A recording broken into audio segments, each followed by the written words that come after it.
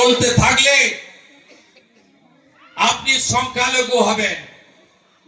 উত্তর দিনাজপুরে সংখ্যালঘু হয়ে গেছেন 51-49, মালদা হওয়ার পথে মুর্শিদাবাদে অলরেডি হয়ে গেছেন। তাই ভারতপুরের এমএলএ বলে আমরা 70, ওরা 30, ভাগীরথীতে ভাসিয়ে দেব। তারপরেও কেশাগ্রকে স্পর্শ করে না। সম্প্রতি বলেছেন ওটা আমার কথা ছিল না, আমার নেত্রী বলেছিল বলতে। যাক, সত্যি কথা বলেছেন নেত্রী। ঐক্যবদ্ধ থাকুন। আমাদের বাড়ির ছেলে মেয়েদের ভারতীয় সনাতন সংস্কৃতি শেখান। একাদশী, পূর্ণিমা, অমাবস্যা পালন করতে বলুন। অন্তত ধর্মীয় অনুষ্ঠানে ধুতি পরে কাছা দিয়ে যেতে বলুন। গায়ত্রীটা করুন স্নানের পরে।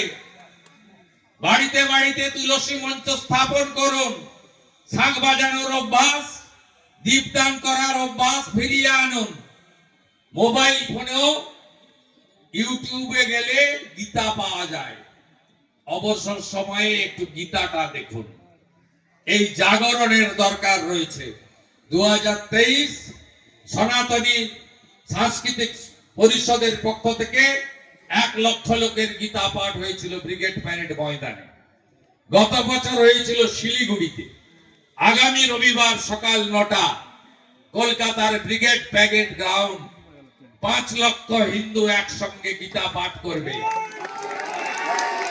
উপস্থিত থাকবেন কুরুক্ষেত্র থেকে জ্ঞানানন্দ মহারাজ, উপস্থিত থাকবেন দিদিমা সাধ্বী রীতাম্মারা, রাম মন্দির নির্মাণের আন্দোলনের অন্যতম মুখ। উপস্থিত থাকবেন পূজ্যপাদ রামদেব মহারাজ, উপস্থিত থাকবেন ধীরেন্দ্র শাস্ত্রী বাগেশ্বর ধাম। যতজন পারবেন যাবেন, যারা যেতে পারবেন না টিভিতে মোবাইলে গীতা পাঠ করবেন। হিন্দু তাকত দেখান, হিন্দু শক্তি দেখান, হিন্দু ঐক্যবদ্ধতা দেখান, হিন্দু জাগরিত হন। এই বাংলা কে দিয়েছে? শ্যামাপ্রসাদ মুখার্জি, স্বামী প্রণবানন্দ।